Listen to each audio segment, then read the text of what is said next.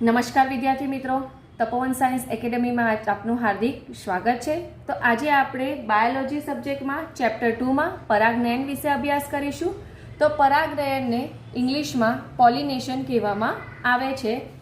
સપુષ્પી વનસ્પતિમાં નરજન્યુ પરાગાશયની અંદર પરાગરજ તેમજ માદાજન્યુ અંડકના ભ્રૂણપૂટમાં સર્જાય છે। એટલે કે સપુષ્પી વનસ્પતિમાં નરજન્યુ છે તે પરાગરજ હોય છે અને માદાજન્યુ તરીકે ભ્રૂણપૂટમાં અંડકોષ જોવા મળે છે। તો અહીં સપુષ્પી વનસ્પતિમાં નરજન્યુ અને માદાજન્યુ બંને અચલિત હોય છે। તો બંને જ અચલિત હોય છે તો હવે બંને જન્યુનું જોડાણ કરવું તો જરૂરી છે।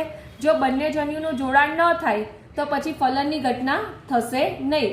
તો હવે નરજન્યુ અને માદાજન્યુનું જોડાણ થાય તો એ શક્ય બનાવવા માટે પરાગનયનની ક્રિયા થાય છે।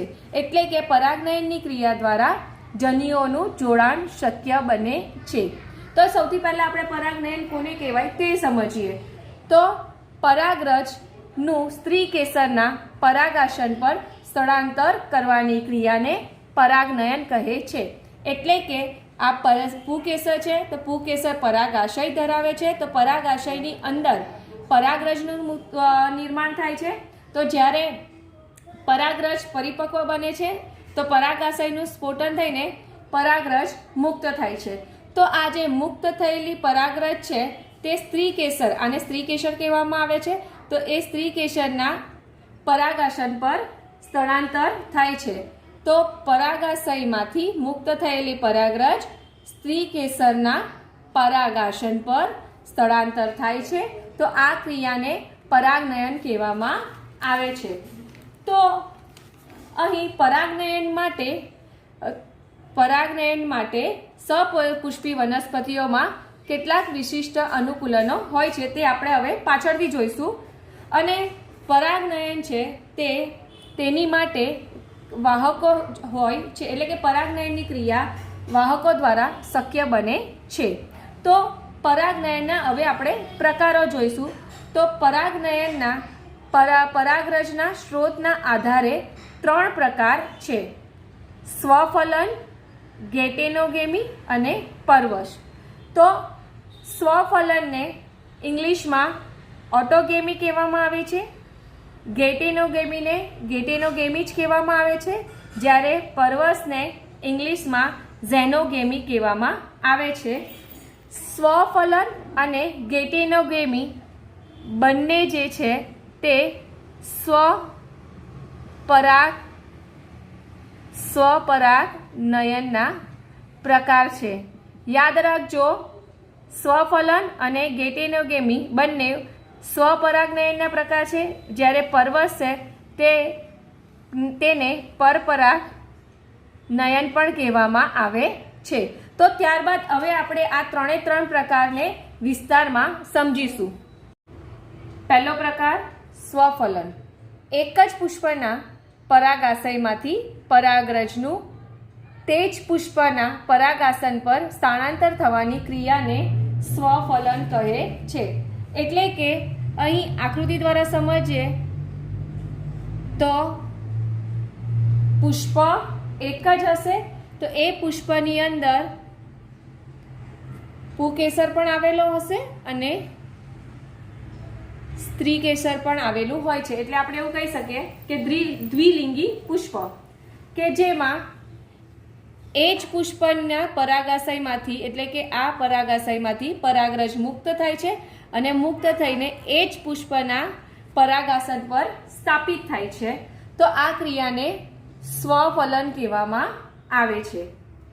ત્યારબાદ બીજો પ્રકાર ગેટેનોગેમી। તો ગેટેનોગેમી એટલે પરાગાશયમાંની પરાગરજનું તે જ વનસ્પતિના અન્ય પુષ્પના પરાગાશન પર સ્થાપિત થવાની ક્રિયાને ગેટેનોગેમી કહેવામાં આવે છે। એટલે કે ગેટેનોગેમીનો મતલબ એવો થાય કે વનસ્પતિ એક જ હશે, એટલે એક જ વનસ્પતિ પર આવેલા 2 અલગ અલગ પુષ્પ, એટલે કે આ પુષ્પની પરાગરજ અન્ય પુષ્પના પરાગાસન પર સ્થાપિત થશે. એટલે ગેટેનોગેમીમાં યાદ રાખજો, વનસ્પતિ એક પણ પુષ્પ અલગ. એટલે કે એક જ વનસ્પતિ તેના એક પુષ્પના પરાગાશયમાંની પરાગરજનું તે જ વનસ્પતિના અન્ય પુષ્પના પરાગાસન પર સ્થાપિત થવાની ક્રિયાને ગેટેનોગેમી કહેવામાં આવે છે. તો ગેટેનોગેમી કાર્યાત્મક રીતે પરપરાગનયન છે. હવે કાર્યાત્મક રીતે એને પરપરાગનયન એટલે કહેવામાં આવે છે કે એક પુષ્પની જે પરાગરજ હોય તેને બીજા પુષ્પના પરાગાસન પર સ્થાપિત થવા માટે પરાગવાહકોની જરૂર પડે છે. એટલે કે પરાગવાહકો ગેટેનોગેમીમાં ભાગ લે છે. તો પરાગવાહકો પરાગનયનની ક્રિયામાં ભાગ લેતા હોવાથી અહીં એને કાર્યાત્મક રીતે પરપરાગનયન કહેવાય છે. પરંતુ જનીનિક રીતે તે સ્વપરાગનયન છે. હવે જનીનિક રીતે સ્વપરાગનયન કેમ? કારણ કે બંને પુષ્પ તો એક જ વનસ્પતિના છે ને, પરાગરજ પણ આ જ વનસ્પતિની છે અને પરાગાસન પણ આ જ વનસ્પતિનું છે. એટલે જનીનિક રીતે સ્વપરાગનયન સાથે સમાનતા ધરાવે છે, પણ કાર્યાત્મક રીતે પરપરાગનયન કહેવાય છે, કારણ કે પરાગનયનની ક્રિયામાં પરાગવાહકો ભાગ લે છે. તો પરાગનયનનો હવે ત્રીજો પ્રકાર કે જેને પરવશ કહેવાય છે. તો પરવશમાં પરાગાશય,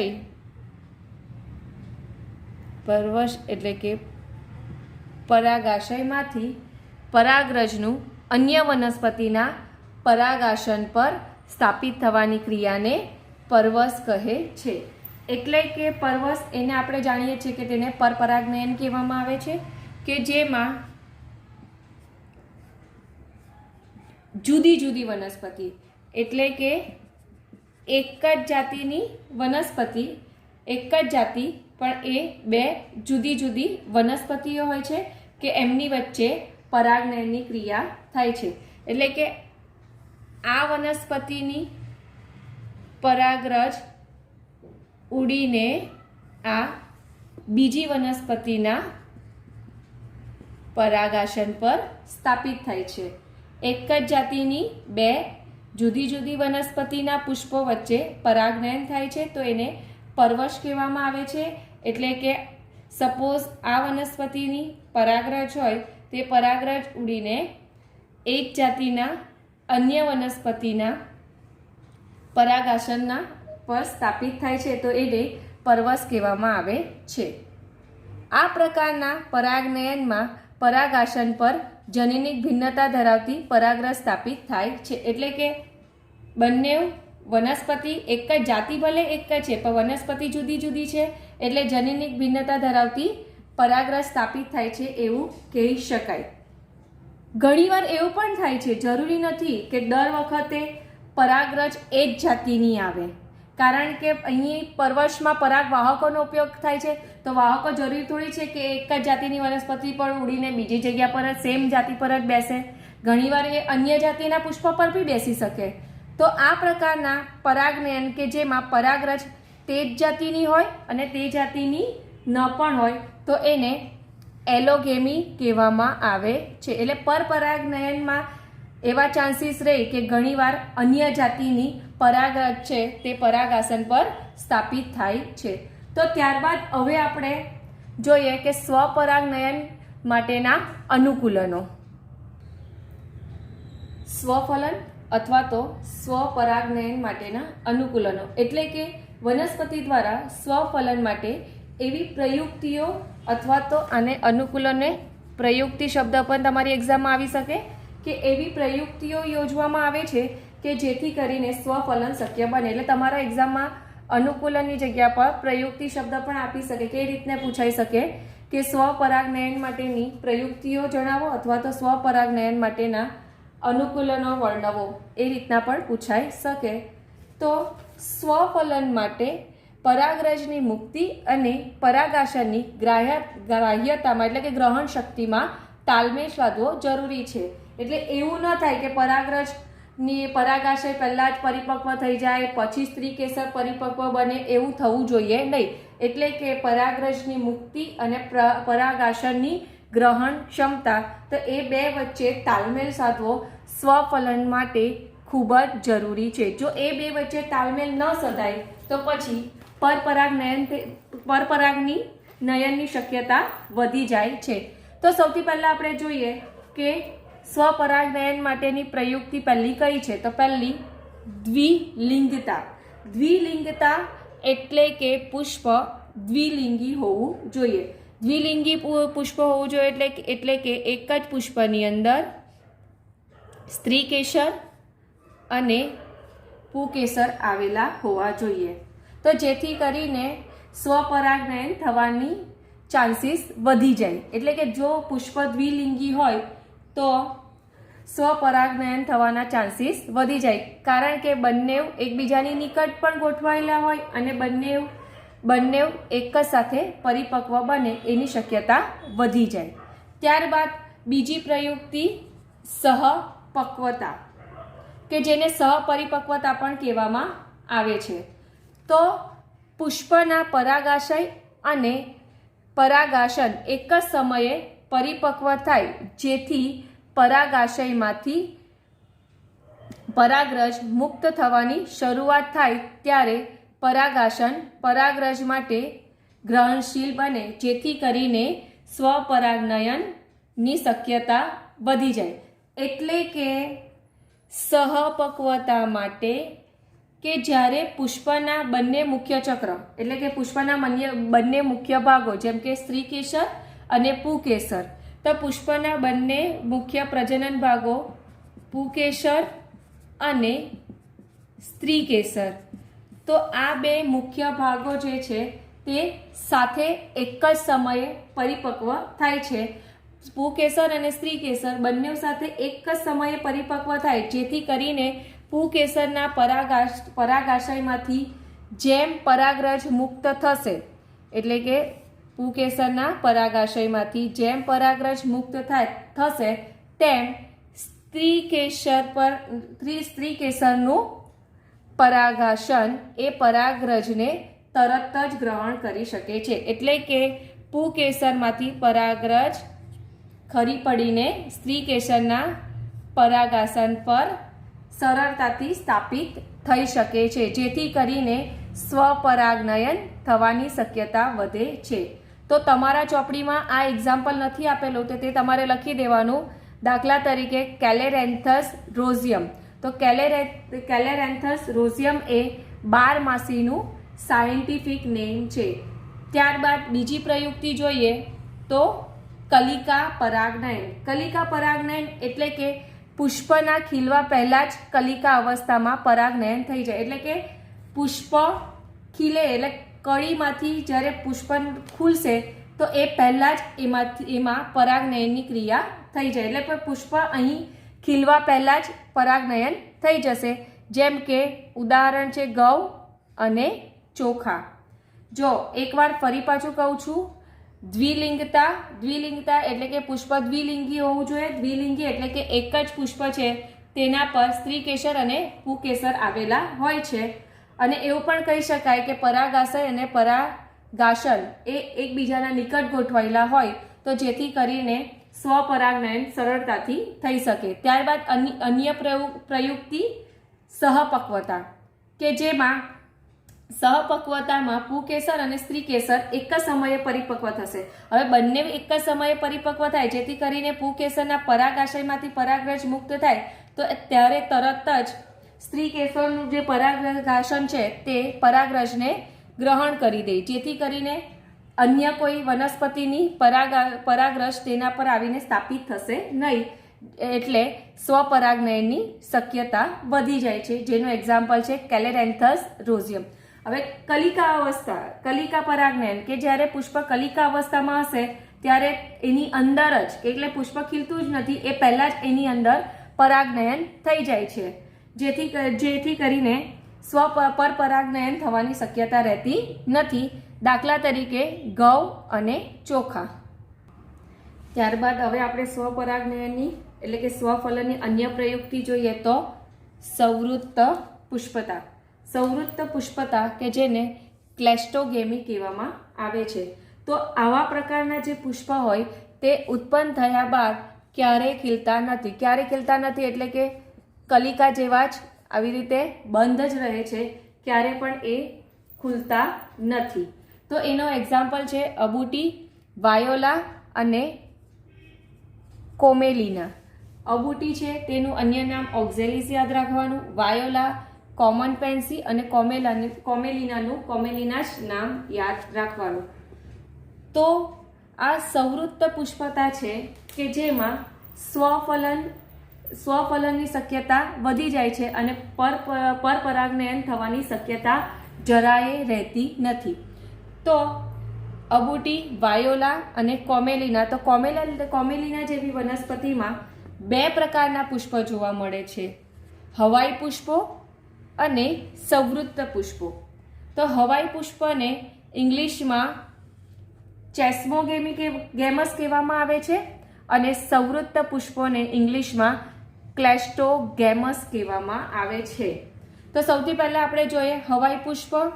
તો આ આપણે કોમેલિના છે તેનું તમને આકૃતિ તમારા ચોપડીમાં આપેલી છે કે જેમાં હવાઈ પુષ્પ નામ પરથી ખ્યાલ આવી જાય. હવાઈ પુષ્પ એટલે કે હવાઈ ઉપરની શાખાઓ પર આવેલી હોય છે, હવાઈ શાખાઓ પર આવેલી હોય છે.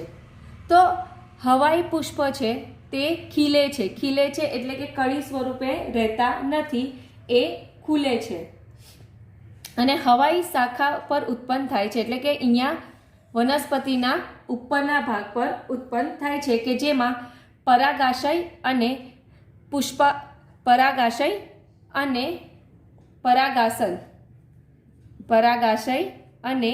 પરાગાસન ખુલ્લા હોય છે. એટલે કે હવાઈ પુષ્પમાં એવું કહી શકાય કે પરાગાશયના સ્ફોટન સમયે પરાગાસન ખુલ્લા થાય છે. એટલે કે પરાગાશયનું સ્ફોટન થશે ત્યારે પરાગાસન એ પરાગરજને ગ્રહણ કરવા માટે કેપેબલ બને છે. અને આ જે હવાઈ પુષ્પ હોય તે તેજસ્વી રંગના હોય છે અને અટ્રેક્ટિવ હોય છે. ત્યારબાદ આપણે જોઈએ સંવૃત્ત પુષ્પો. સંવૃત્ત પુષ્પો એટલે કે પુષ્પો ઉત્પન્ન થયા બાદ ક્યારે પણ ખીલતા નથી એટલે કે હંમેશા બંધ જ રહે છે અને બંધ જ અવસ્થામાં સ્વપરાગનયનની ક્રિયા થઈ જાય છે. અને સંવૃત્ત પુષ્પ હંમેશા યાદ રાખજો ગાંઠા મૂળમાંથી ઉદ્ભવે છે. એટલે કે એ ક્યાં હશે? જમીનની નજીક. ગાંઠા મૂળમાંથી ઉદ્ભવે છે અને ભૂમિગત સંવૃત્ત પુષ્પ જે હોય છે તે નાના હોય છે અને ધ્યાન ખેંચે તેવા હોય છે. એટલે કે આ પ્રકારના પુષ્પમાં પરાગાશય અને પરાગાસન એકબીજાની ખૂબ જ નજીક હોય છે. એટલે કે પુષ્પ જ્યારે કલિકા અવસ્થા એટલે કે બંધ હોય તો બંધ હોય ત્યારે જ આ પરાગાશયનું સ્ફોટન થશે અને સ્ફોટન થઈને એમાંથી મુક્ત થયેલી પરાગરજ છે તે અહીં પરાગાસન પર સ્થાપિત થઈ જાય છે. એટલે કે સંવૃત્ત પુષ્પમાં આપણે સ્પષ્ટ રીતે સ્વફલન જોઈ શકીએ છીએ, જેથી કરીને અહીં પરપરાગરજ સ્થાપિત થવાની 1% પણ શક્યતા રહેતી નથી. તો અહીં આપણું સ્વપરાગનયન માટેના અનુકૂલનનો ટોપિક પૂર્ણ થાય છે. તમારા ચોપડીમાં આ સ્વપરાગનયન એટલે કે સ્વફલન માટેના અનુકૂલનો છે તે પરાગનયનના સ્વફલનના પ્રકારમાં આપેલો છે. તો એ તમે જોજો, ધ્યાન રાખજો કે આ જે ટોપિક છે તે તમારે પરાગનયનના પ્રકારના એટલે કે પહેલો પ્રકાર જે છે સ્વફલન તેમાં આપેલો છે અને ઘણી વસ્તુ આમાં નવી કીધેલી છે તો એ તમારે નોટ ડાઉન કરી લેવાની. તો હવે આપણે જોઈએ પરપરાગનયન માટેની પ્રયુક્તિઓ. એટલે કે તમને એક્ઝામમાં એ રીતના પણ પૂછાઈ શકે કે એલોગેમી માટેની પ્રયુક્તિઓ સમજાવો, ક્યાં તો તમને એ રીતના પૂછાઈ શકે કે પરપરાગનયનને ઉત્તેજવા માટેની પ્રયુક્તિઓ સમજાવો. તો હવે આપણે એને ડિટેલમાં સમજીએ તો ઘણી સપુષ્પી વનસ્પતિઓ દ્વિલિંગી પુષ્પ ઉત્પન્ન કરે છે. હવે સપુષ્પી વનસ્પતિ કાં તો એકલિંગી હશે ક્યાં તો દ્વિલિંગી હોય છે. તો જે પુષ્પો દ્વિલિંગી હોય તો એ પરાગરજ તે જ પુષ્પના પરાગાસનના સંપર્કમાં આવે છે. સ્વાભાવિક છે ને, દ્વિલિંગી પુષ્પ છે તો સ્ત્રી કેસર અને પુંકેસર એક જ પુષ્પ પર આવેલું હશે, તેથી કરીને સતત સ્વપરાગનયનની શક્યતા વધે છે. સ્વપરાગનયનની સતત શક્યતા વધે એટલે એને અંતઃસંવર્ધન દબાણ થાય છે એવું કહેવાય છે. તો આથી આવી વનસ્પતિઓમાં એટલે કે દ્વિલિંગી વનસ્પતિઓમાં સ્વપરાગનયનમાં અવરોધ ઊભો કરવા અને પરપરાગનયનને ઉત્તેજવા વિવિધ પ્રયુક્તિઓ વિકસાવવામાં આવે છે. એટલે કે દ્વિલિંગી જે પુષ્પ હોય તો એમાં સતત સ્વપરાગનયન ન થાય તે એની માટે અવરોધ ઉત્પન્ન કરવામાં આવે છે, જેથી કરીને પરપરાગનયનની ક્રિયા શક્ય બને. તો એમાંની સૌથી પહેલી છે પ્રયુક્તિ પૃથક પક્વતા. તો પૃથક પક્વતા એટલે શું કહેવામાં આવે કે દ્વિલિંગી પુષ્પમાં, યાદ રાખજો કે દ્વિલિંગી પુષ્પમાં પુંકેસર અને સ્ત્રી કેસર જુદા જુદા સમયે પરિપક્વ થાય છે. એટલે કે ક્યાં તો પહેલા પુંકેસર પરિપક્વ બને, ક્યાં તો પહેલા સ્ત્રી કેસર પરિપક્વ બને છે. બંને ક્યારે પણ સાથે પરિપક્વ થતા નથી. તો પરાગરજ મુક્ત થાય તે પહેલા પરાગાસન ગ્રહણશીલ બને છે, જેમ કે સૂર્યમુખી. તો સૂર્યમુખીમાં શું થશે કે પરાગાશય પરિપક્વ બન્યું ને એમાંથી પરાગરજ મુક્ત થાય તેના પહેલા જ એટલે કે તેના જસ્ટ થોડા ટાઈમ પહેલા જ એટલે કે તેના થોડા સમય પહેલા જ પરાગાસન ગ્રહણશીલ બને છે. જ્યારે પામ્સ વનસ્પતિમાં પરાગરજ મુક્ત થાય એટલે કે પરાગાશય પરિપક્વ બને તેના ઘણા સમય પહેલા જ પરાગાસન ગ્રહણશીલ બની ગયેલું. એટલે કે શું થાય કે પરાગરજ મુક્ત થાય તે પહેલા જ પરાગાસન અન્ય પરાગરજને સાથે સ્થાપિત થઈ ગયેલું. એટલે કે પરાગાસન પર અન્ય વનસ્પતિની પરાગરજ આવી ગયેલી હોય છે. તો પૃથક પક્વતા માટેની બે શરત છે, પુપૂર્વતા અને સ્ત્રી પૂર્વતા. પુપૂર્વતા એટલે શું થાય? પુપૂર્વતા એટલે કે જેમાં પુંકેસર પહેલા પરિપક્વ બને છે, જ્યારે સ્ત્રી પૂર્વતા એટલે કે જેમાં સ્ત્રી કેસર પહેલા પરિપક્વ બને છે.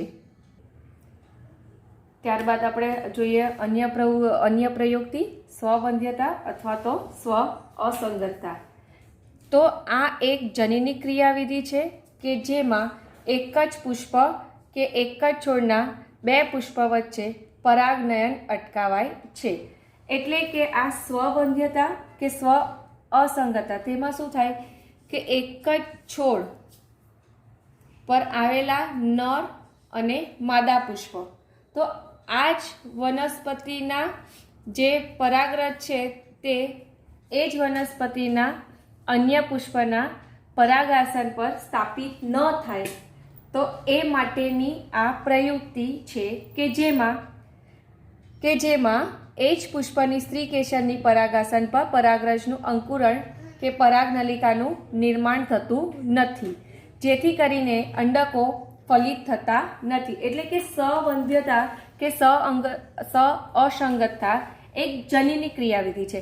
એટલે કે જો આ એક છોડ છે તો આ છોડની જો એક પુષ્પની પરાગરજ જો અન્ય પુષ્પના પરાગાસન પર સ્થાપિત થઈ જાય તો પરાગાસનને ખ્યાલ આવી જાય, કારણ કે છોડ તો એક જ છે, છોડ તો એક જ હોય તો એમાં જનીનિક બંધારણ સરખું હોય છે. તો જનીનિક બંધારણ સરખું હોય એટલે કે અહીંયા જો પરાગરજ આવે તો પરાગાસન ઓળખી જાય કે આ આવેલી પરાગરજ છે તે તો મારા છોડની છે. ક્યાં તો પછી એક જ પુષ્પની વાત કરીએ તો દ્વિલિંગી પુષ્પ કે દ્વિલિંગી પુષ્પમાં શું હોય? પુંકેસર અને સ્ત્રી કેસર. બંને એક જ પુષ્પ પર આવેલું હોય, તો જ્યારે પરાગરજ આ પરાગાસન પર આવીને સ્થાપિત થાય તો પરાગાસનને ખ્યાલ આવી જાય કે આ તો મારા જ પુષ્પનું પરાગરજ છે. કારણ કે એક જ પુષ્પ હોય ક્યાં તો છોડ એક હોય તો એનું જનીન બંધારણ સરખું હોય છે, જેથી કરીને આ પરાગરજને અંકુરણ પામવા દેતું નથી. પરાગરજનું અંકુરણ ન થાય એટલે કે પરાગનલિકાનું નિર્માણ ન થાય, અને જો પરાગનલિકાનું નિર્માણ ન થાય તો પરાગનલિકા દ્વારા નરજન્યુ માદાજન્યુ સુધી પહોંચતા જ નથી, અને નરજન્યુ જો માદાજન્યુ સુધી ન પહોંચે એટલે ફલનની ક્રિયા થતી નથી. તો આ રીતે જો પોતાના જ પુષ્પની પરાગરજ આવે ક્યાં તો એક જ છોડનો એક જ પુષ્પની પરાગરજ એ જ છોડના અન્ય પુષ્પ પર જો ખરી પડે કાં તો કોઈ વાહકો દ્વારા જાય તો પરાગાસનને ખ્યાલ આવી જાય કે આ મારા જ છોડની છે ક્યાં તો પછી આ મારા જ પુષ્પની છે, જેથી કરીને એ પરાગનલિકાનું નિર્માણ ન કરશે અને અહીં સ્વપરાગનયન થતાં અટકાવે છે, કે જેનું તમને ચોપડીમાં ઉદાહરણ આપેલું છે માલવા. ત્યારબાદ આપણે જોઈએ અન્ય પ્રયુક્તિ. તો અન્ય પ્રયુક્તિ એકલિંગી પુષ્પનું નિર્માણ કરે, એટલે કે વનસ્પતિ જે છે તે એકલિંગી પુષ્પનું નિર્માણ કરશે, તો એ પ્રયુક્તિને આપણે એકલિંગતા પણ કહી શકીએ. તો આપણે સૌ જાણીએ છીએ કે એકલિંગી પુષ્પ ધારણ કરતી વનસ્પતિના બે પ્રકારો જોવા મળે છે, દ્વિસદની વનસ્પતિ અને એકસદની વનસ્પતિ. તો એકસદની વનસ્પતિ એટલે શું કહેવાય કે એક જ છોડ કે જેમાં નર અને માદા બંને પુષ્પ આવેલા હોય જ છે, એટલે કે એક જ છોડ પર નર અને માદા પુષ્પ આવેલા હોય છે તો એને એકસદની વનસ્પતિ કહેવામાં આવે છે. દાખલા તરીકે દિવેલા અને મકાઈ. અને એકસદની વનસ્પતિ હોય તો એમાં સ્વફલન તો અટકાવી શકાય, પરંતુ ગેટેનોગેમી અટકાવી શકાતું નથી.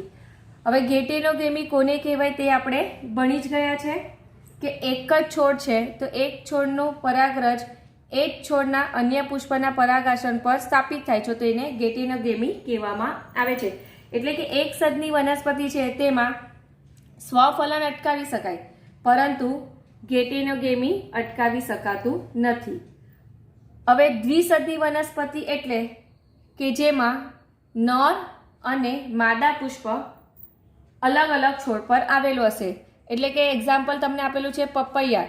તો પપૈયાના એક છોડ પર નર પુષ્પ આવશે તો એના બીજા છોડ પર માદા પુષ્પ આવેલું હોય છે, એટલે બંને છોડ જ અલગ છે, એટલે એમાં સ્વફલન અને ગેટેનોગેમી બંને જ અટકાવી શકાય છે. તો પરપરાગનયનમાં આ રીતે આપણે અલગ અલગ પ્રયુક્તિઓ જોઈ કે જેના દ્વારા સ્વપરાગનયન અટકાવી શકાય છે. તમારી બુકમાં આ પરપરાગનયન માટેની પ્રયુક્તિનો ટોપિક 31 નંબરના પેજ પર આપેલો છે કે જેને તમારા બુક્સમાં હેડિંગ આપેલું છે બાહ્ય સંવર્ધન પ્રયુક્તિઓ. તો હવે આપણે નેક્સ્ટ લેસનમાં પરાગનયન માટેના વાહકો વિશે અભ્યાસ કરીશું.